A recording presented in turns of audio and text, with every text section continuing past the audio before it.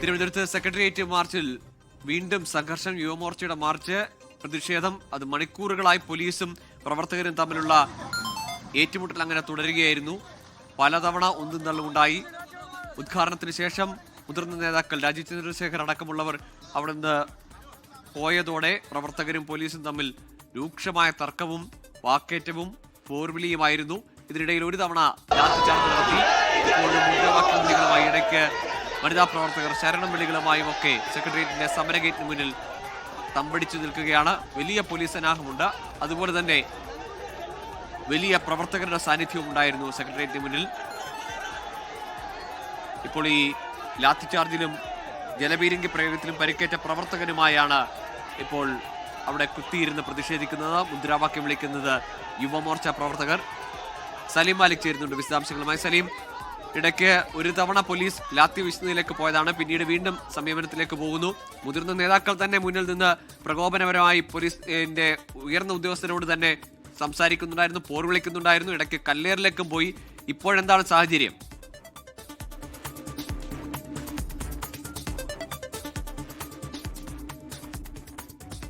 ഏറെക്കുറെ സമാനമായ നിലയിലാണ് ഇപ്പോഴും അത് തുടരുന്നത്. ഏതെങ്കിലും നിലയിൽ ഈ പ്രവർത്തകർക്ക് പിന്തിരിഞ്ഞു പോകാനുള്ള പദ്ധതി ഉണ്ടോ എന്നറിയില്ല. കാരണം ആ നിലയിലുള്ള ഒരു സൂചനയും ഇവിടെ നിന്നും ലഭിക്കുന്നില്ല. വലിയ സമരം, അതിൻ്റെ ആ സമരവീര്യം തുടക്കത്തിലുള്ള അതേ സമരവീര്യത്തിലാണ് പ്രവർത്തകർ ഇപ്പോഴും തുടരുന്നത്. ഇതിനിടയിൽ പലതവണ പോലീസും പ്രവർത്തകരും തമ്മിൽ നേർക്കുനേർ എന്ന നിലയിലേക്ക് എത്തിയിരുന്നു. പിന്നാലെ ഈ ഒരു ഘട്ടത്തിൽ പോലീസ് ലാത്തി വീശുകയും പ്രവർത്തകർ തിരികെ പ്രതിരോധിക്കുകയും ചെയ്യുകയും ചെയ്തു.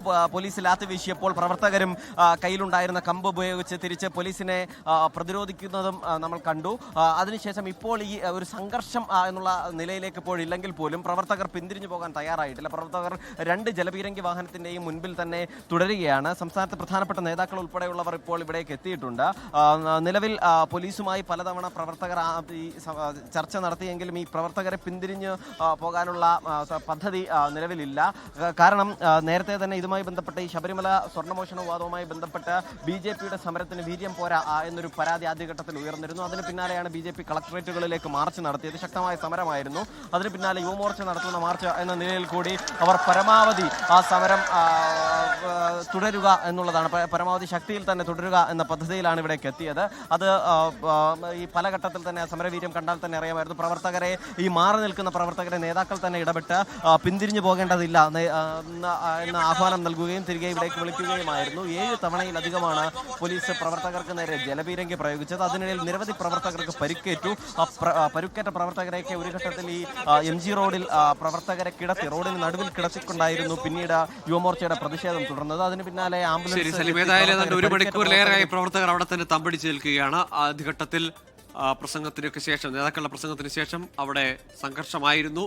പല വഴിക്കൂടെ സെക്രട്ടേറിയറ്റിനുള്ളിലേക്ക് കടക്കാൻ, മതിലിയാടി കടക്കാനൊക്കെ ശ്രമം നടന്നു. പോലീസും പ്രവർത്തകരും തമ്മിലുള്ള വാക്കേറ്റവും ഉന്തും തള്ളുമൊക്കെ ആയിരുന്നു. ജലപീരങ്കി പ്രയോഗം പലതവണ. ഇപ്പോൾ വീണ്ടും നേതാക്കളെത്തുന്നു. അവിടെ കുത്തിയിരുന്ന് പ്രതിഷേധിക്കുകയാണ് യുവമോർച്ച പ്രവർത്തകർ. തിരുവനന്തപുരത്ത് സലീം മാലിക്കാണ് വിശദാംശങ്ങൾ നൽകിയത്. ലോകത്തെവിടെയായാലും ഏത് സമയത്തും 24 വാർത്തകളും ഓഗ്മെന്റഡ് റിയാലിറ്റി പാക്കേജുകളും എക്സ്പ്ലെയിനറുകളും വിശദമായി കാണാൻ ഞങ്ങളുടെ YouTube ചാനൽ നിങ്ങൾക്ക് സബ്സ്ക്രൈബ് ചെയ്യാം.